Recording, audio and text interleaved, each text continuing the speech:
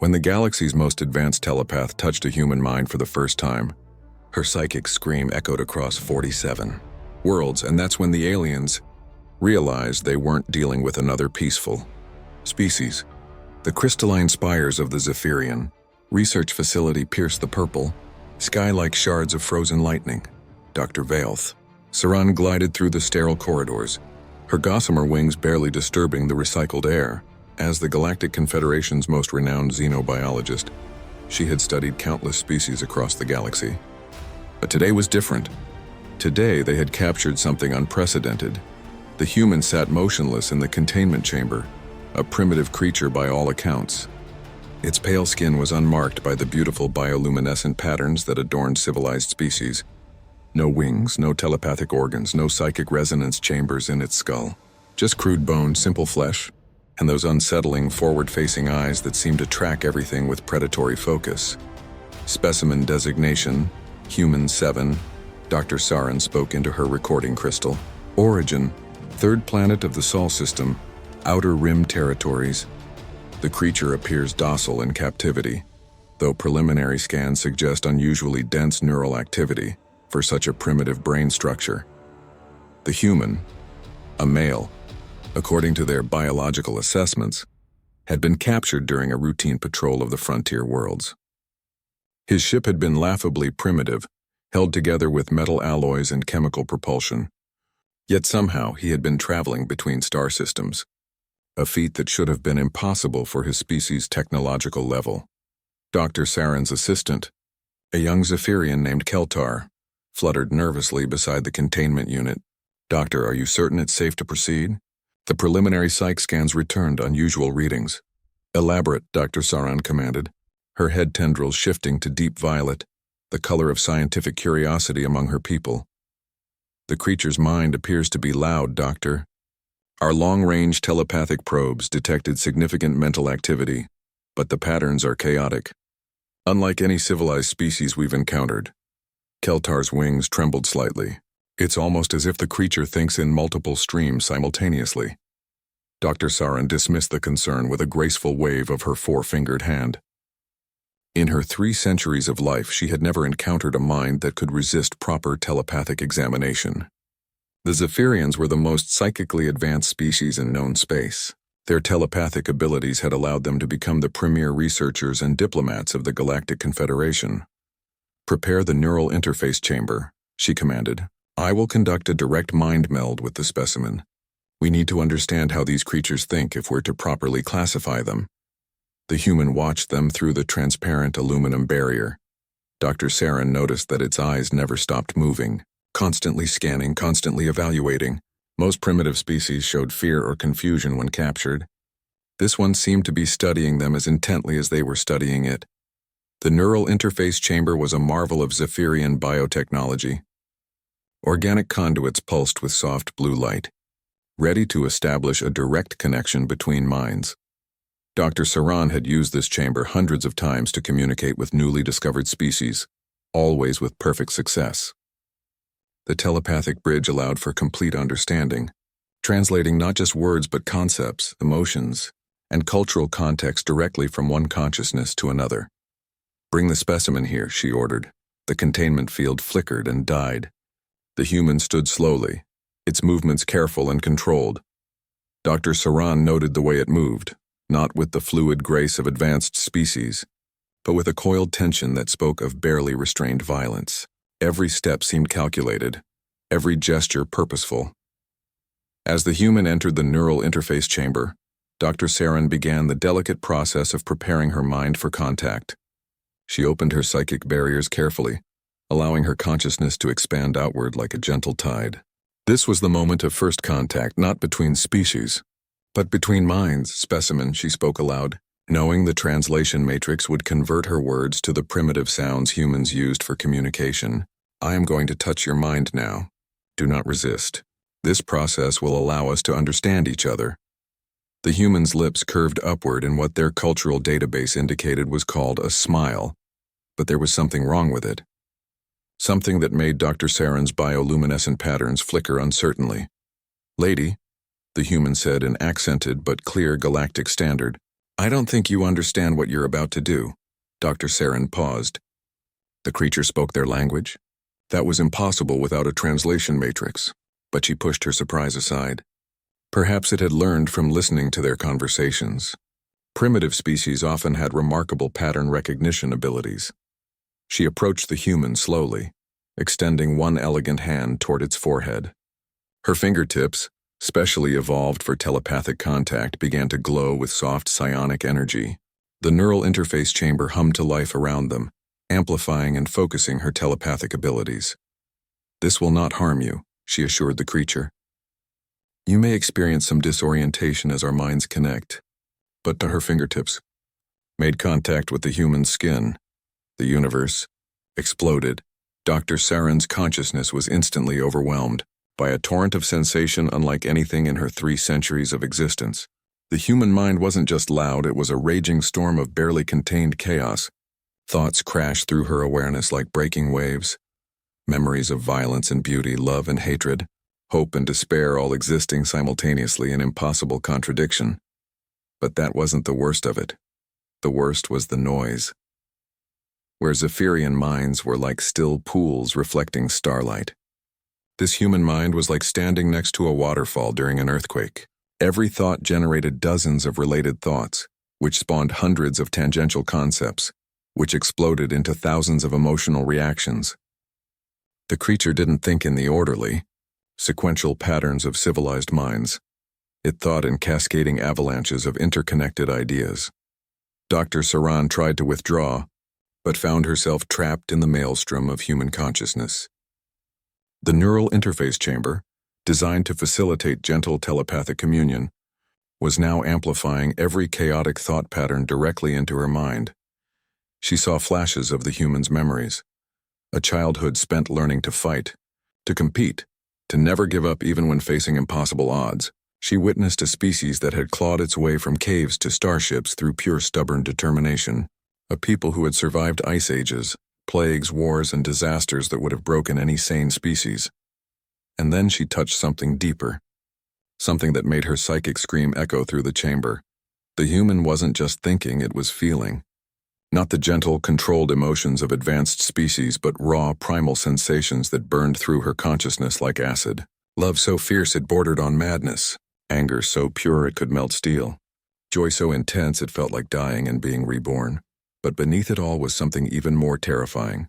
The absolute, unshakable conviction that this creature, despite being trapped and alone, despite facing an entire galactic civilization, despite every logical reason to surrender, was not afraid. It was planning.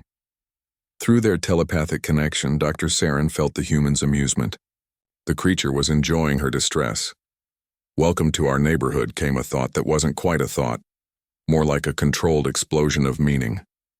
Pretty different from what you expected, isn't it? Dr. Saren tried to form a coherent response, but her trained telepathic disciplines were useless against the chaos of human consciousness. How do you think like this?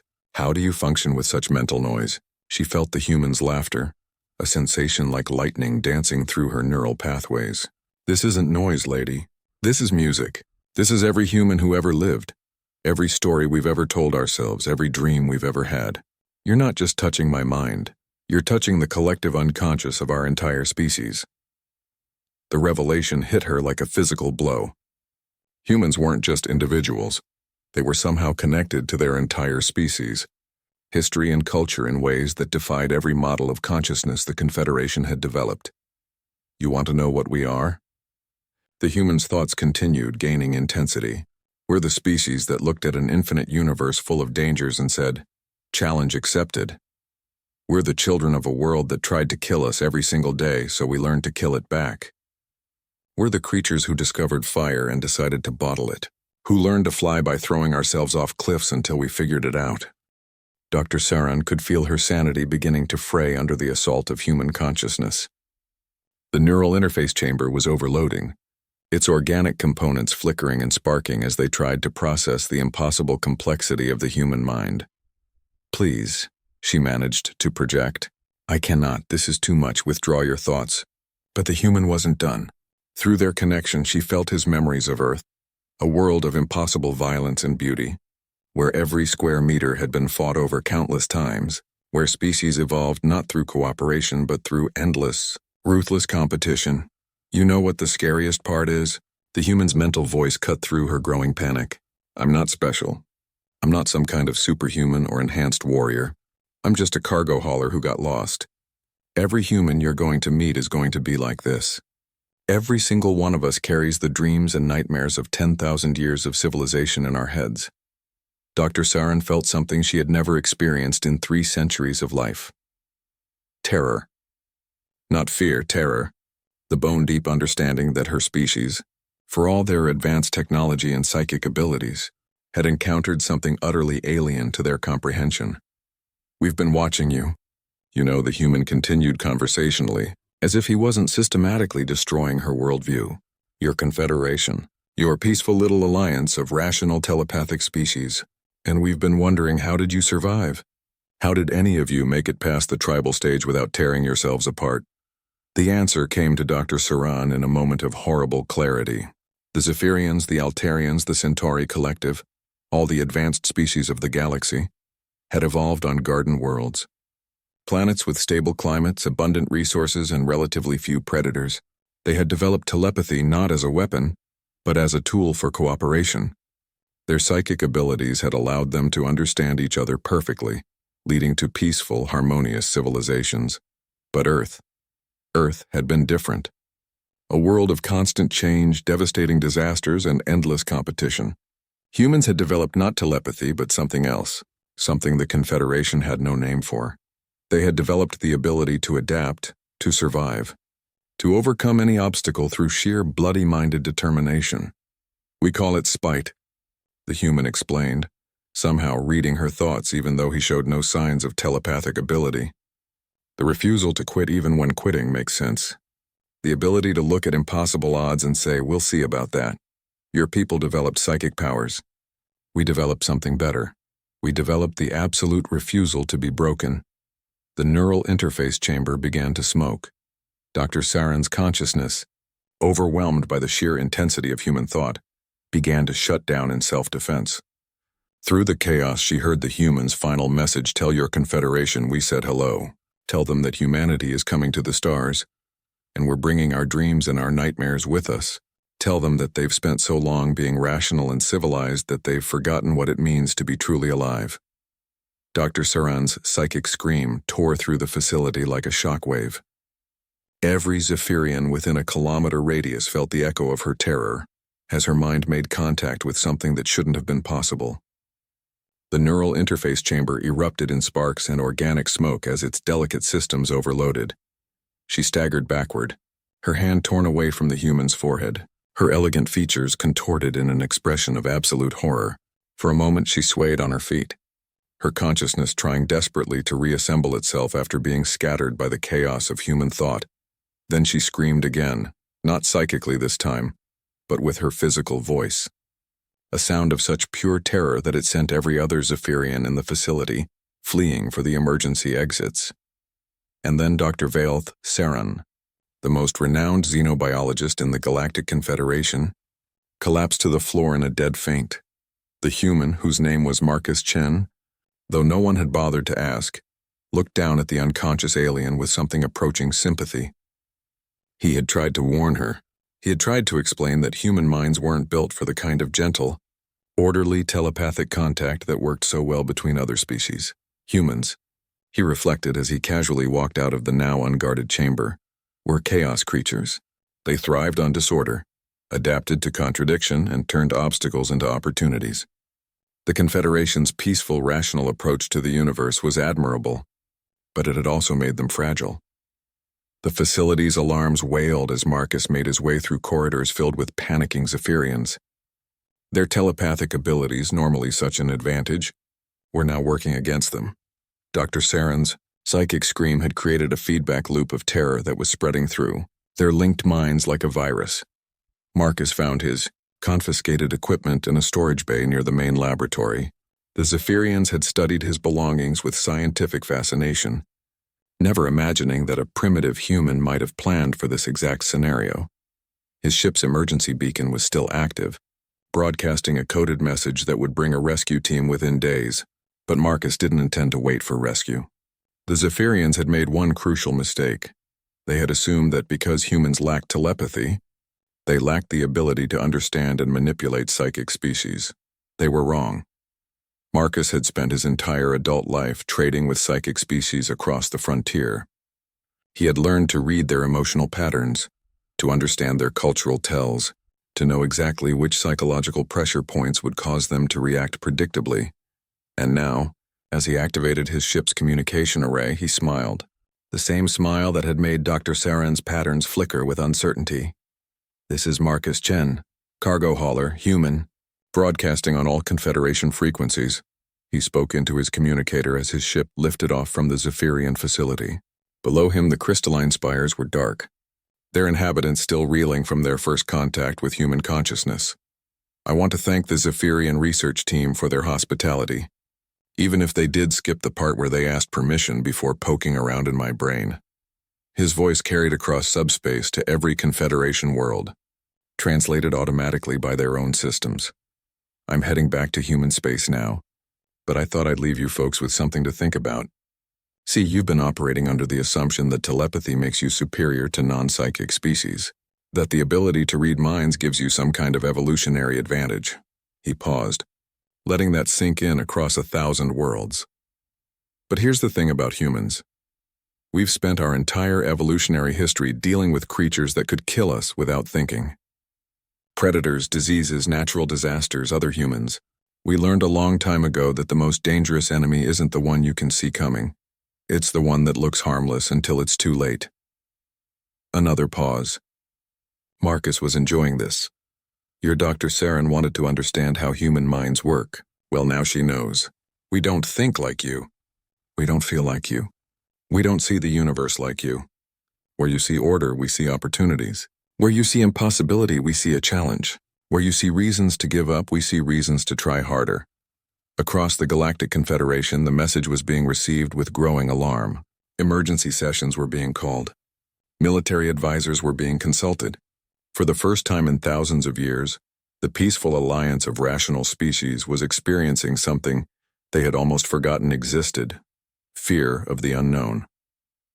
On the Altarian homeworld, the Council of Minds convened an emergency session. The Altarians were perhaps the most telepathically advanced species in the Confederation, capable of linking their consciousness across entire star systems. But Dr. Saren's psychic scream had reached them too, carrying with it a fragment of what she had experienced in the human mind. "The creature's thoughts," reported Council Elder Morthak, his crystalline form flickering with distressed colors, "were not sequential.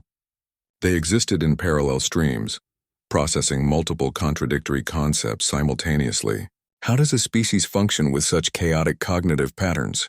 On Centauri Prime, the collective was experiencing something unprecedented: disagreement.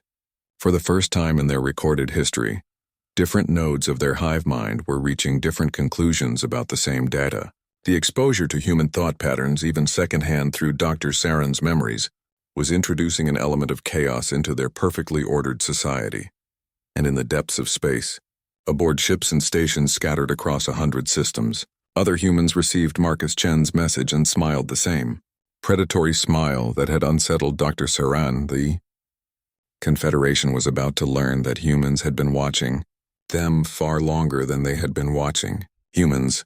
What the Confederation didn't understand, what they couldn't understand without experiencing it directly, was that humans had never been alone in the universe. Not in the way other species understood solitude. Every human carried within their mind the accumulated wisdom, dreams, fears, and aspirations of their entire species. They called it culture, but it was more than that. It was a form of genetic memory that linked each individual to every other human who had ever lived. When Dr. Saren had touched Marcus's mind, she hadn't just contacted one person. She had made contact with the collective unconscious of humanity itself. 10,000 years of art, poetry, music, philosophy, war, love, loss, and triumph had flooded through her telepathically enhanced consciousness in a single overwhelming instant. For a species that had evolved telepathy as a tool for gentle communication and understanding, The experience had been like trying to drink from a fire hose, but for humans, that chaos was normal. It was the background noise of existence. Every human learned from childhood to navigate the storm of human consciousness, to find meaning in contradiction, to make sense of paradox.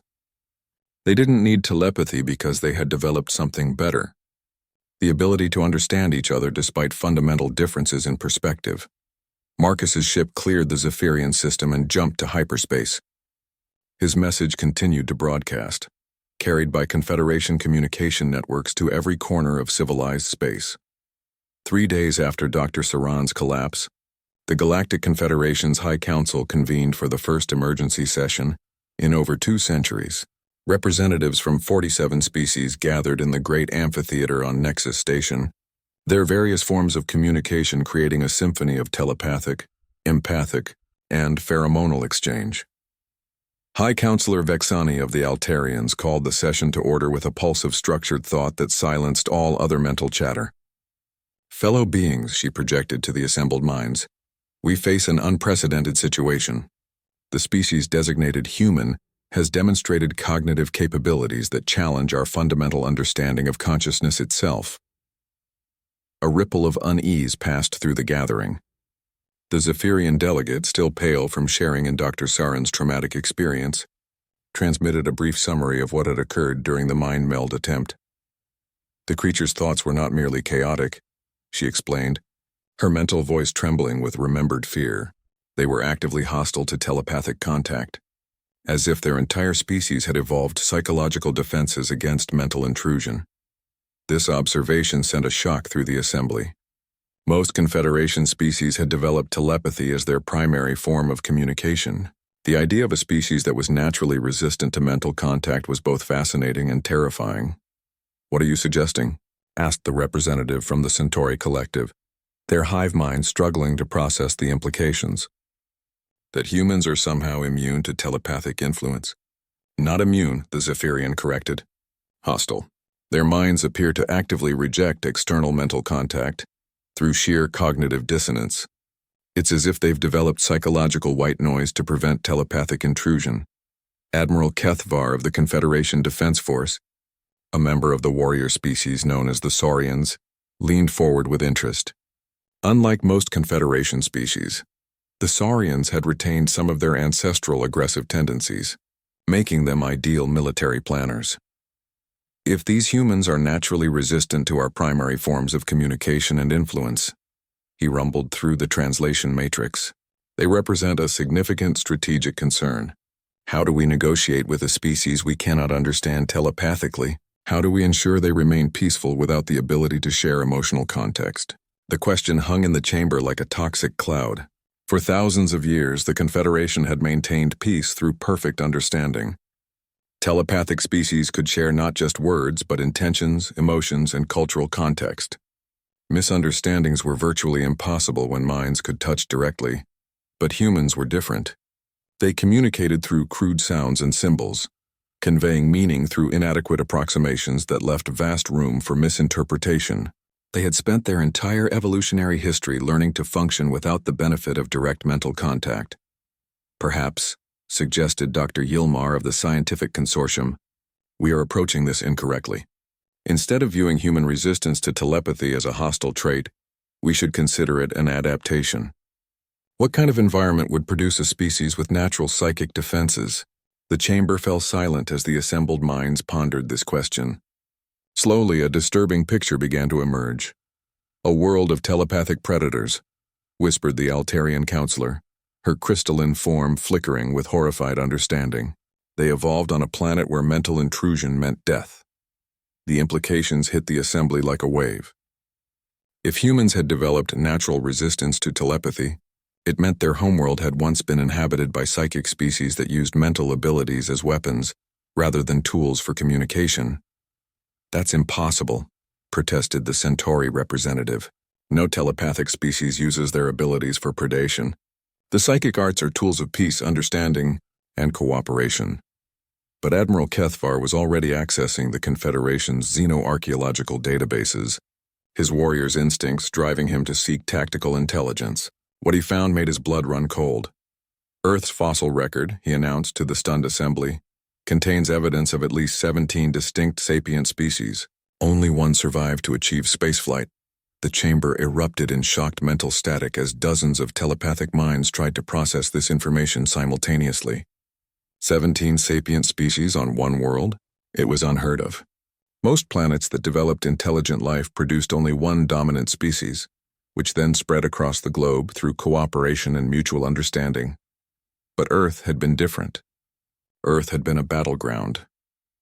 Humans, Admiral Kethvar continued grimly, are not just a species. They are the winners of a 10-million-year evolutionary war. They are the survivors of a world where intelligence was not enough, where only the most adaptable, most ruthless, most absolutely determined species could survive. As the full implications of this revelation sank in, the assembled delegates began to understand what they were truly facing. Humans weren't simply another primitive species ready to be welcomed into the galactic community. They were the descendants of evolutionary apex predators who had literally conquered their entire planet. Dr. Yilmar accessed additional data from the humans' captured ship. According to their historical records, he reported with growing alarm, humans have been engaged in continuous warfare for their entire recorded history. They have never known a period of true peace longer than a few decades. Their entire social structure is built around competition, conflict, and survival. But that's impossible, protested the Centauri delegate. No species can maintain technological advancement while engaged in constant warfare. Conflict consumes resources that should be directed toward development. Unless, Admiral Kethvar said slowly, conflict is what drives their development. Look at their technological progression. Every major advancement in human history has been motivated by military necessity. They didn't develop spaceflight to explore. They developed it to gain strategic advantage over their enemies. The chamber fell silent again as this sank in. The Confederation's peaceful species had developed technology as a means of improving their quality of life, advancing their understanding of the universe, and fostering better communication with their neighbors, humans, had developed technology as a means of killing each other more efficiently, and it had worked. Their ship, reported the lead analyst from the Zephyrian research team, still shaken from her species' encounter with human consciousness, is a masterpiece of efficiency. Every system is designed for maximum reliability under combat conditions. Their hyperdrive technology is actually more advanced than ours in several key areas. This statement sent another shock through the assembly. The Confederation had assumed that their peaceful, cooperative approach to technological development made them inherently superior to any species that wasted resources on warfare. How is that possible? Demanded the Altarian counselor. Our combined scientific resources span 47 species and 10,000 years of accumulated knowledge. Because, Admiral Kethvar replied with the grim understanding of a professional warrior, they never had the luxury of assuming their technology would work perfectly. Every human system is designed with multiple backup systems, failure redundancies, and combat damage considerations that we never needed to develop. He brought up a holographic display of the human ship's design specifications. Look at this. Their life support system has 17 different failure modes, each with its own emergency protocol. Their hyperdrive can function at 30% efficiency, even with major component failures. Their computer systems are designed to operate independently if the main network is compromised. They built their entire technological base around the assumption that everything would eventually break, be destroyed, or be sabotaged, Dr. Yilmar added with growing respect and horror. While we were perfecting our systems for optimal performance, they were preparing for the worst-case scenario. And, Admiral Kethvar concluded grimly, they've been preparing for war with us since they first detected our subspace transmissions. This final revelation came from the most disturbing piece of intelligence they had gathered from Marcus Chen's ship. Hidden in what appeared to be routine cargo manifests were coded references to human military deployments throughout the frontier regions. They call it the First Contact Protocol, Admiral Kethvar explained to the horrified assembly. Every human ship in space has been equipped with detailed intelligence on our military capabilities, our strategic resources, and our likely response patterns to various scenarios. But that's impossible, stammered the Centauri representative. We've had minimal contact with humans. How could they have gathered such detailed intelligence? The answer came from an unlikely source. The delegate from Arcturus Minor, a species of natural empaths who rarely spoke in council sessions, projected a thought of such clarity that it cut through every other mental conversation in the chamber. Because they've been watching us for decades, every time we've encountered a human ship in frontier space, we assumed it was a lost explorer or independent trader. We never considered that they might be scouts. The implications hit the assembly like a physical blow. The humans hadn't stumbled into Confederation space by accident.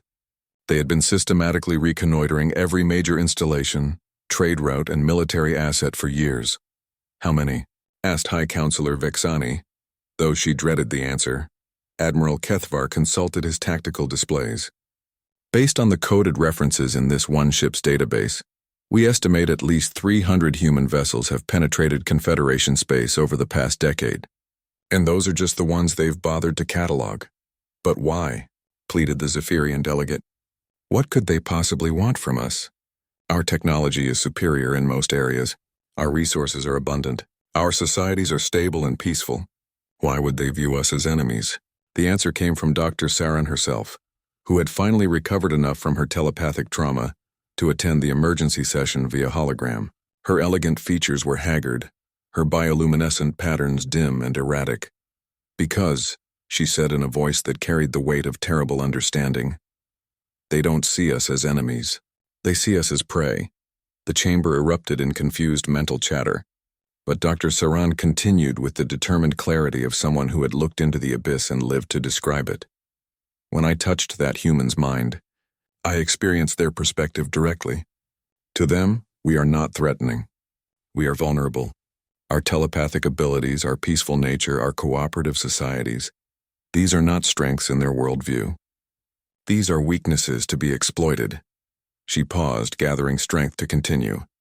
They have spent their entire evolutionary history learning to identify and exploit the weaknesses of superior opponents. They look at our advanced technology and see systems designed by beings who never had to worry about sabotage. They observe our peaceful societies and see populations who have forgotten how to fight. They study our telepathic abilities and see communication methods that can be disrupted by simple cognitive chaos. In their mind, Dr. Saran concluded with chilling finality, we are not a galactic confederation of advanced civilizations. We are a collection of garden worlds full of resources, defended by beings who have forgotten that the universe can be hostile. Admiral Kethvar had been running tactical simulations throughout Dr. Saran's explanation, his warrior's mind automatically analyzing the strategic implications of everything they had learned. His conclusions were terrifying. If Dr. Saran is correct, he announced to the chamber, then humans have been preparing for an invasion, not first contact. Every lost trader and independent explorer we've encountered has been gathering intelligence for a species-wide military campaign. He activated a holographic display showing human ship movements over the past decade. What had appeared to be random encounters now revealed a clear pattern of systematic reconnaissance. They've mapped our communication networks, identified our resource centers, and cataloged our defensive capabilities. More importantly, they've been studying our psychological and cultural weaknesses. They know exactly how to disrupt our telepathic coordination, create panic in our cooperative societies, and turn our own peaceful nature against us. The Altarian counselor's crystalline form was flickering rapidly through the entire spectrum of distressed colors, but surely they must realize that open warfare would be mutually destructive. Even if they could achieve initial victories, the cost in resources and lives would be enormous for both sides. Admiral Kethvar's expression grew even grimmer. That assumes they're planning conventional warfare. Based on what we've learned about human psychology and their evolutionary history, I believe they're planning something much more sophisticated. He brought up additional analysis of human behavior patterns observed during frontier encounters. They're not going to attack our military forces directly. They're going to attack our civilization. They'll target our communication networks, disrupt our economic systems, and create social chaos. They'll turn our own strengths, our interconnectedness, our cooperative nature, our reliance on telepathic coordination, into vulnerabilities. But that would mean, the Centauri representative said slowly, their hive mind struggling to process concepts so alien to their nature. That they're planning to conquer us without destroying our infrastructure or resources. Exactly, Admiral Kethavar confirmed.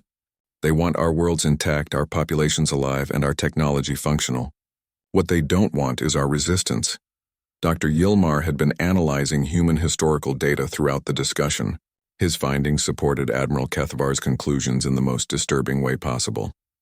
Human military history shows a consistent pattern, he reported. They prefer to defeat enemies through psychological warfare, economic disruption, and social manipulation. Direct military confrontation is always their last resort, used only when other methods have already weakened their opponents. They call it winning hearts and minds, added Dr. Saran, her voice hollow with the memory of what she had experienced in the human consciousness. But for them, it doesn't mean gaining acceptance through peaceful cooperation. It means identifying what their opponents value most, then threatening to destroy it unless they surrender. The chamber fell into stunned silence as the full scope of the human strategy became clear. This wasn't going to be an invasion in any conventional sense.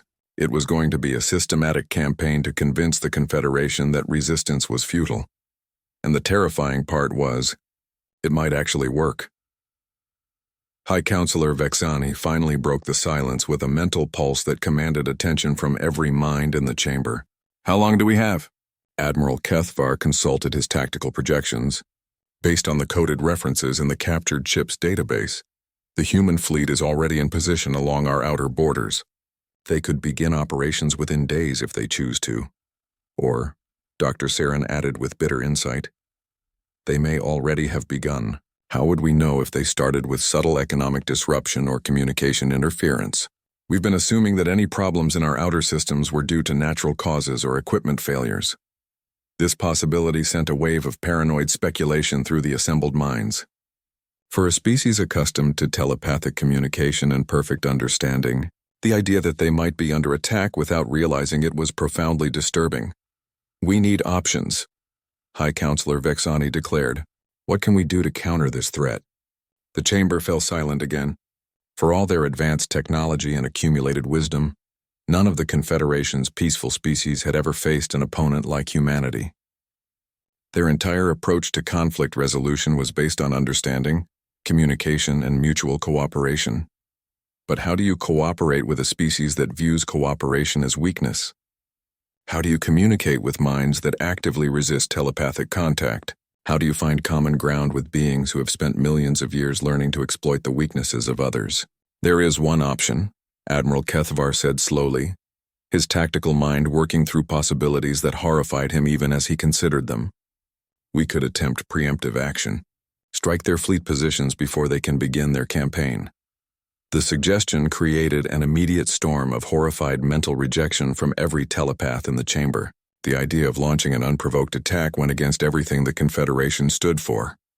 Impossible, High Counselor Vexani declared. We are not a military empire. We are an alliance of peaceful species committed to understanding and cooperation. We will not become the aggressors in this conflict. Then what do you suggest? Admiral Kethavar demanded, his frustration bleeding through his mental shields. That we wait for them to attack first? That we allow them to implement whatever strategy they've been planning? Dr. Saran's hologram flickered as she struggled to maintain the transmission from her medical facility. There might be another way, she said weakly. During my contact with the human consciousness, I experienced something unexpected. Every mind in the chamber focused on her with desperate hope. The human wasn't just projecting aggression and tactical thinking, she continued. There were other elements to his consciousness. Curiosity, fascination with our technology and culture, a genuine appreciation for beauty and knowledge. She paused, gathering her strength. I believe that beneath their warrior exterior, humans are still fundamentally driven by the same desires that motivate all sapient life. The need to understand, to grow, to find meaning in existence. Their aggressive tendencies may be adaptations for survival, not fundamental aspects of their nature. Dr. Yilmar leaned forward with sudden interest. Are you suggesting that human behavior is primarily environmental rather than genetic? I'm suggesting, Dr. Saran replied, that a species intelligent enough to develop interstellar travel might also be intelligent enough to adapt their behavior when their environment changes. Earth was a hostile world that rewarded aggression and competition. But space is infinite. There are resources enough for everyone. Perhaps humans could learn to see cooperation as advantageous rather than weak. Admiral Kethvar's skepticism was evident in his mental emanations. That assumes they're willing to change fundamental behaviors that have ensured their survival for millions of years. No, Dr. Saran corrected. It assumes they're smart enough to recognize when those behaviors are no longer necessary. And from what I experienced in that human's mind, they are extremely intelligent. Chaotic, yes. Emotionally intense, absolutely. But also brilliant, adaptable, and capable of incredible creativity. High Counselor Vexani seized on this possibility like a drowning being grasping for rescue. What are you proposing? Direct communication, Dr. Saran said simply. Not telepathic contact, we've established that's impossible, but genuine diplomatic engagement. We invite a human delegation to Nexus Station for formal first contact negotiations. The chamber erupted in alarmed mental chatter. The idea of inviting potentially hostile aliens to the Confederation's capital station seemed insanely dangerous. Think about it, Dr. Saran pressed on. If they're planning some kind of subtle conquest strategy, they're counting on us not understanding their true intentions until it's too late. But if we demonstrate that we do understand, that we know exactly what they're capable of, it changes the entire dynamic. You want to bluff them, Admiral Kethvar said with grudging admiration. Show them that we're not the naive targets they think we are. More than that, Dr. Saran replied. I want to offer them something better than conquest. The human I contacted was fascinated by our technology, our knowledge, our way of life. He was also frustrated by the limitations of his own species' development. What if we could offer them partnership instead of subjugation? Dr. Yilmar was rapidly accessing human historical databases. Their records show numerous instances of aggressive expansion, followed by periods of cultural exchange and mutual development. They conquered the Roman Empire, then adopted Roman law and engineering. They defeated Japan, then helped rebuild it into one of their most important allies. Humans, he continued with growing excitement, appear to be naturally inclined toward integration rather than destruction. They don't just defeat their enemies, they absorb their strengths and incorporate them into their own culture. High Counselor Vexani felt the first stirring of genuine hope since this crisis had begun. So you're suggesting that their apparent hostility might actually be a form of courtship behavior? In a sense, yes, Dr. Saran confirmed. They may be testing our capabilities not to exploit our weaknesses, but to determine whether we're worthy of becoming part of their cultural collective.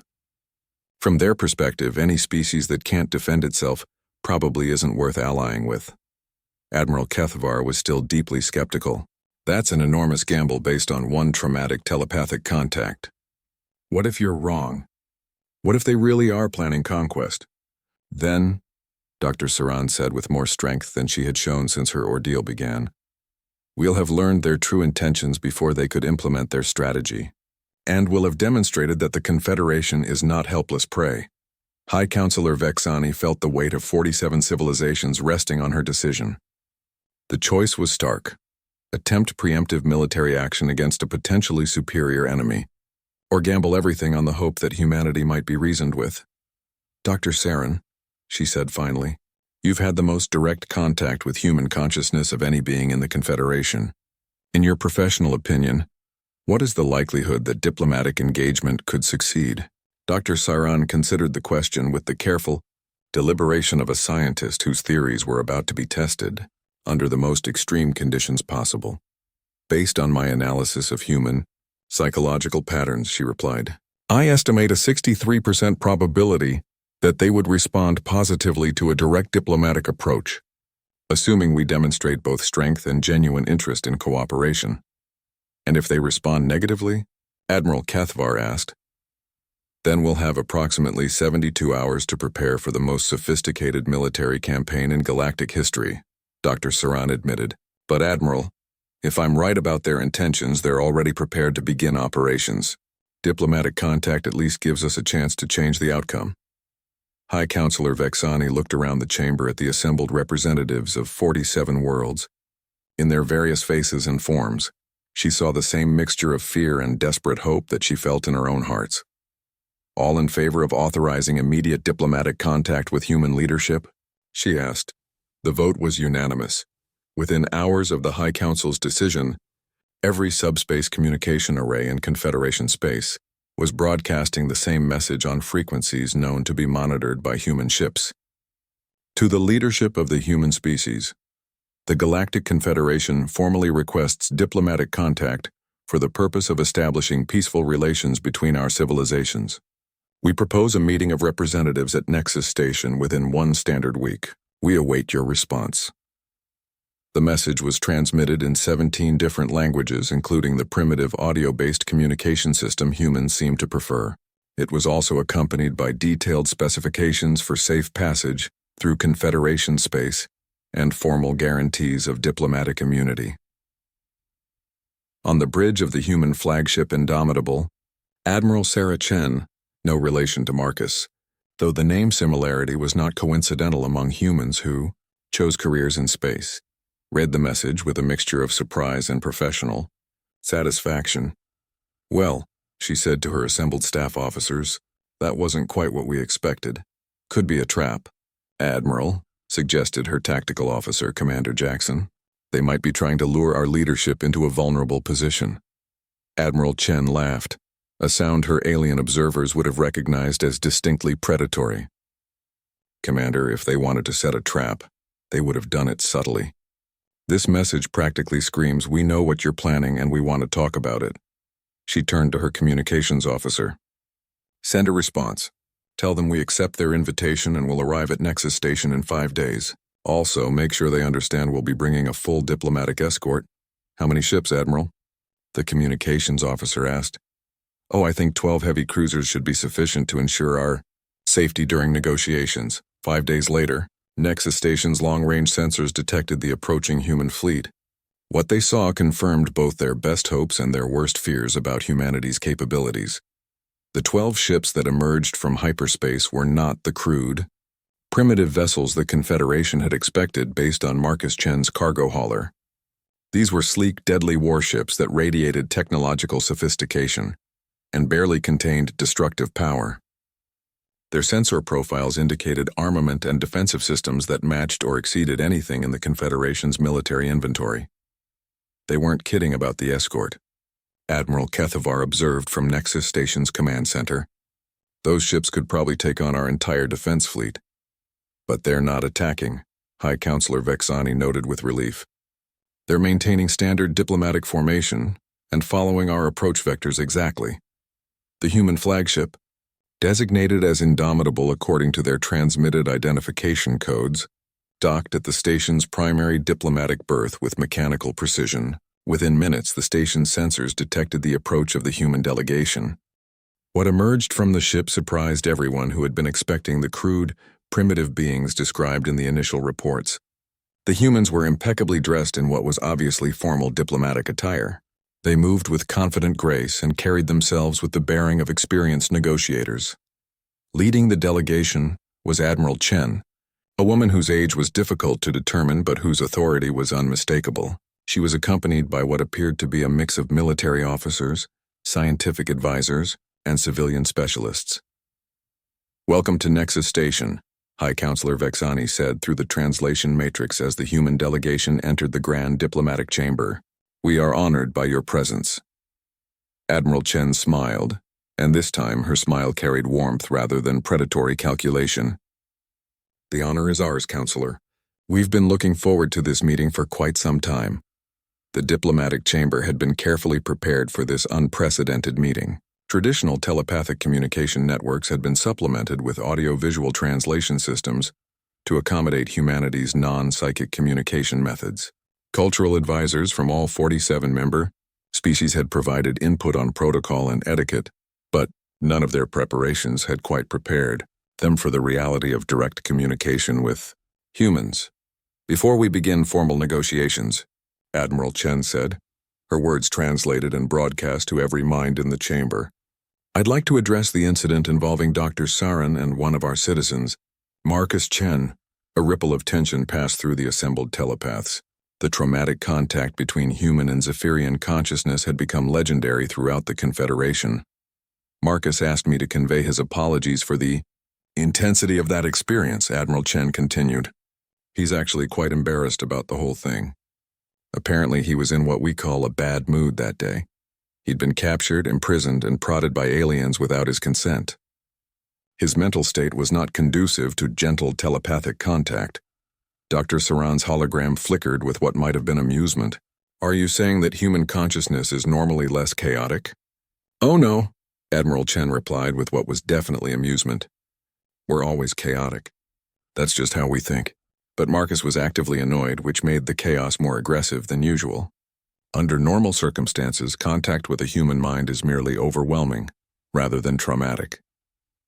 This admission sent another wave of concern through the chamber. If that had been a human in a relatively calm state, what would contact with an angry human be like? Which brings me to our first point, Admiral Chen said, seamlessly transitioning from apology to negotiation. We understand that you've been concerned about our intentions regarding the Confederation.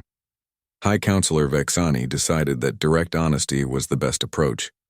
Our analysis of human activities in Confederation space suggests systematic intelligence gathering consistent with preparation for military action.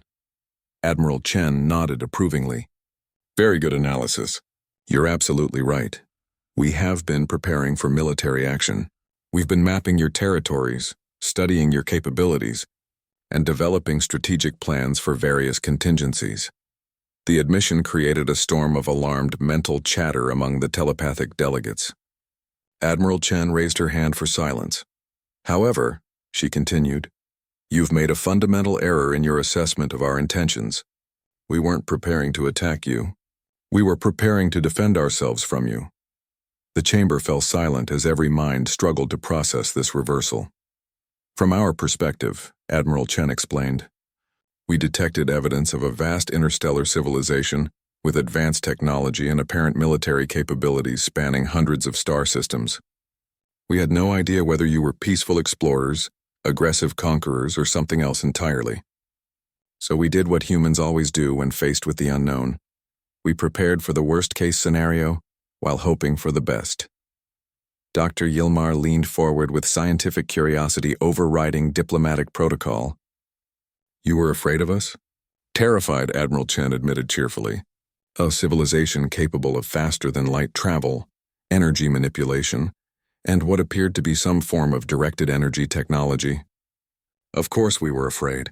Fear is what keeps humans alive long enough to figure out whether something is actually dangerous or just unfamiliar.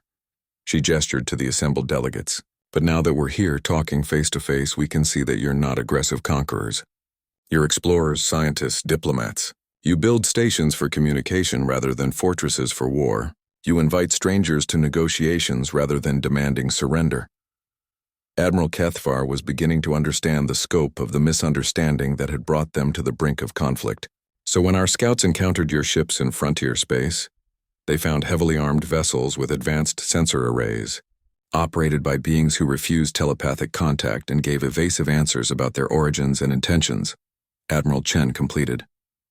From your perspective, we probably looked like an advanced scouting force for an invasion fleet, while from your perspective, High Counselor Vexani added with dawning comprehension, our peaceful overtures looked like attempts to gather intelligence or lower your defenses. Exactly, Admiral Chen confirmed. It's a classic first contact scenario. Two species with completely different evolutionary backgrounds and communication methods trying to understand each other's intentions based on incomplete information. Dr. Saran's hologram brightened as her scientific mind began to appreciate the elegant complexity of the situation. Your reconnaissance activities weren't preparation for conquest. They were preparation for defense. You were trying to determine our capabilities so you could avoid conflict rather than initiate it. Right again, Admiral Chen said. Humans have a saying, know your enemy and know yourself, and you can fight 100 battles without disaster. But we prefer a different version. Know your neighbor and know yourself, and you can avoid fighting entirely. She leaned back in her chair with visible relaxation. Which brings us to why we're really here. We don't want to fight you. We don't want to conquer you. What we want is to learn from you, and possibly teach you a few things in return." The chamber erupted in excited mental chatter, as the assembled delegates began to understand that this was not a negotiation to prevent war, but an opportunity to establish something unprecedented in galactic history: true partnership between completely different forms of consciousness. "What exactly are you proposing?" High Counselor Vexani asked, though her mental emanations already carried hope rather than fear. Admiral Chen activated a holographic display that showed star charts, technical specifications, and cultural data that made several delegates gasp in amazement. "Full technological and cultural exchange," she said simply. "You have mastery of telepathic communication, energy manipulation, and biological sciences that are centuries ahead of our current capabilities. We have developments in material science, computer technology, and what we call chaos engineering, the ability to create reliable systems that function under extreme and unpredictable conditions." She highlighted specific technologies on her display. "Your medical technology could eliminate most human diseases and extend our lifespans significantly. Our manufacturing techniques could increase your industrial efficiency by orders of magnitude. Your telepathic abilities could revolutionize human psychology and social cooperation. Our defensive technologies could protect your peaceful worlds from genuine threats." Dr. Yilmar was practically vibrating with excitement as he studied the human technical data. "Some of these developments, they're approaching theoretical limits we thought were impossible to achieve with physical materials. That's because you've been designing for optimal conditions," Admiral Chen explained. "Humans design for situations where everything that can go wrong will go wrong, usually at the worst possible moment. It makes our technology more complex but also more adaptable." She switched to cultural displays showing human art, music, literature, and philosophy. But the real exchange wouldn't be just technological. Humans have spent millions of years learning to find meaning and beauty in chaos, to create cooperation without telepathy, to build lasting relationships despite fundamental differences in perspective. While you, she continued, looking around at the assembled delegates, have achieved something we've never imagined: perfect understanding, genuine peace between different species, and scientific advancement driven by curiosity rather than necessity. Admiral Kethvar, ever the military strategist, identified the primary obstacle to such cooperation. The fundamental problem remains: your species is naturally resistant to telepathic contact, which is our primary method of deep communication and understanding. "True," Admiral Chen acknowledged. "But maybe that's not necessarily a problem. Maybe it's an opportunity." She brought up additional displays showing human social and psychological data. "Humans have developed something you haven't needed: the ability to cooperate and build trust without perfect understanding. We've learned to work with people whose thoughts and motivations we can't directly access. We call it tolerance for ambiguity," she continued. "The ability to function effectively even when we don't have complete information about others' intentions. It's a skill that might be useful in a galaxy that contains more than just telepathic species." This observation sent a ripple of consideration through the chamber. The Confederation had indeed encountered non-telepathic species before, but they had always been primitive civilizations that were either ignored or gently guided toward telepathic development. The idea of treating non-telepathic consciousness as equally valid was revolutionary. "You're suggesting," Dr. Saran said slowly, "that humanity could serve as a bridge between telepathic and non-telepathic civilizations?" "We're suggesting that the universe is probably full of intelligent species that don't happen to communicate the way you do," Admiral Chen replied. "Some of them might be hostile, some might be peaceful, some might be completely alien to both our ways of thinking. Wouldn't it be useful to have partners who specialize in dealing with the unknown and the unpredictable?" High Counselor Vexani felt the excitement that she hadn't experienced since her first contact with an alien mind centuries ago. The possibility of expanding Confederation influence to truly encompass the entire galaxy, rather than just telepathic species, was intoxicating. "What would you want in return?" Admiral Kethvar asked, his tactical mind automatically looking for the hidden costs of such an arrangement. Admiral Chen's smile was pure human mischief. "Adventure." The single word created more confusion among the telepathic delegates than any complex diplomatic proposal could have.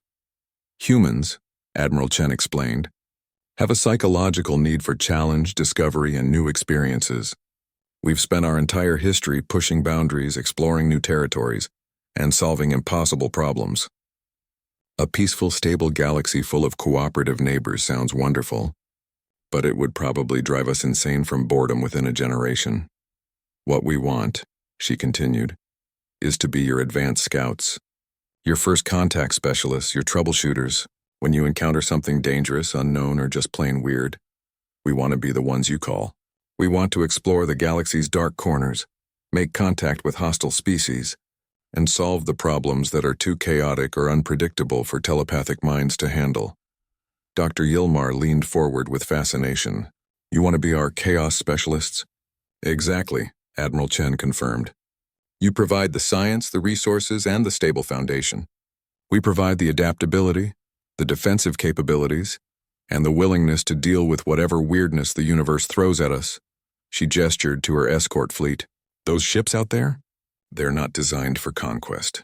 They're designed for exploration of dangerous territories, contact with potentially hostile species, and survival in situations where everything goes wrong simultaneously. They're exactly what you need for expanding into the truly unknown regions of the galaxy.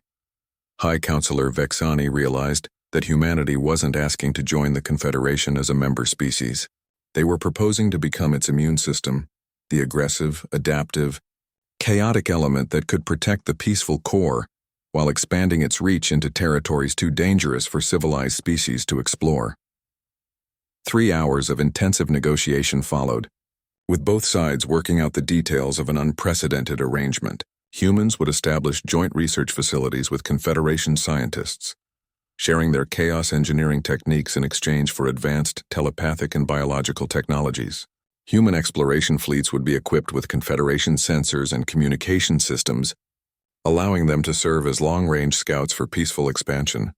Most importantly, humans would serve as the Confederation's specialists for contact with non-telepathic and potentially hostile species, using their natural resistance to mental manipulation and their expertise in dealing with unpredictable situations.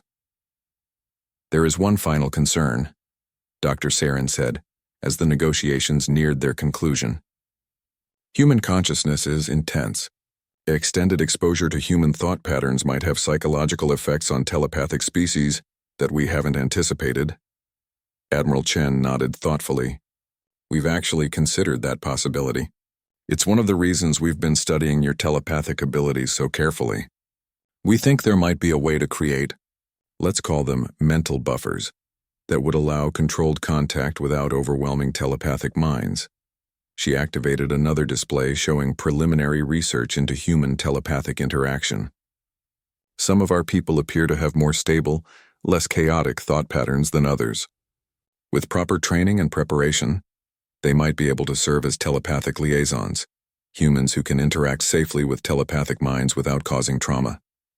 And, she added with a grin, some of your people might benefit from controlled exposure to human consciousness. Dr. Saren's experience was traumatic, partly because it was unexpected and uncontrolled. But managed contact might actually enhance telepathic abilities by introducing new forms of mental flexibility. The possibility of telepathic evolution through controlled exposure to human consciousness was so intriguing that Dr. Saran immediately volunteered to participate in such experiments. As the formal agreements were signed and transmitted to governments across both human space and the Confederation, participants on both sides began to understand that they were witnessing the beginning of something unprecedented in galactic history. You know, Admiral Chen said as the ceremony concluded, there's an old human saying that seems appropriate. It takes all kinds to make a world. I think we're about to prove that it takes all kinds to make a galaxy too. High Counselor Vexani's response was transmitted simultaneously to every telepathic mind in the chamber. A pulse of pure joy and anticipation that needed no translation. 6 months later, the first joint Human Confederation exploration fleet departed for the galactic rim, equipped with the best technology both civilizations could provide. Their mission, to make contact with the unknown species that existed beyond the reach of telepathic communication. Dr. Saran, now fully recovered and enhanced by controlled exposure to human consciousness, served as the fleet's xenobiologist. Marcus Chen, the cargo hauler whose chaotic mind had started the entire crisis, served as her assistant, and had proven surprisingly talented at helping telepathic minds adapt to non-telepathic contact. Admiral Sarah Chen commanded the fleet from the bridge of the redesigned Indomitable, now equipped with Confederation sensors that could detect telepathic activity across entire star systems and human-designed defensive systems that could protect against any conceivable threat.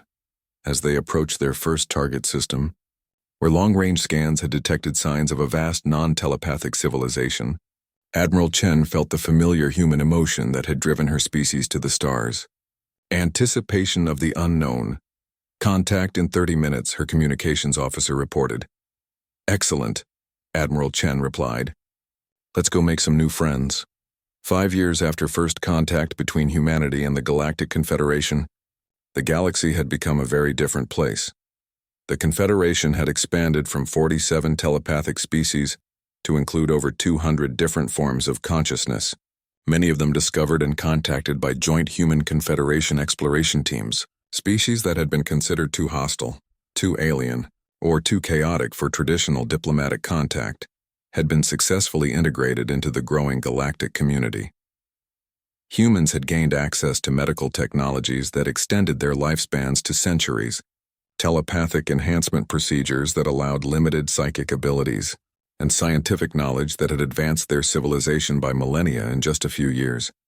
But perhaps more importantly, both civilizations had learned something profound about the nature of intelligence itself, that consciousness was not a single phenomenon to be understood, but an infinite spectrum of possibilities to be explored. In research facilities scattered across the galaxy, human scientists worked alongside telepathic researchers to develop new forms of communication, new approaches to problem solving, and new ways of understanding the universe. The chaotic creativity of human consciousness, when properly focused and supported, proved capable of insights that pure telepathic logic could never achieve. And in the dangerous regions of space where unknown civilizations waited to be discovered, human Confederation fleets continued their work of expanding the boundaries of the known universe, driven by humanity's eternal hunger for adventure and the Confederation's infinite capacity for understanding. The alien telepath had touched the human mind and screamed, but from that scream had emerged something neither species could have achieved alone: a truly galactic civilization built not on the dominance of a single form of consciousness, but on the cooperation of all possible ways of thinking. The universe, it turned out, was big enough for Eve.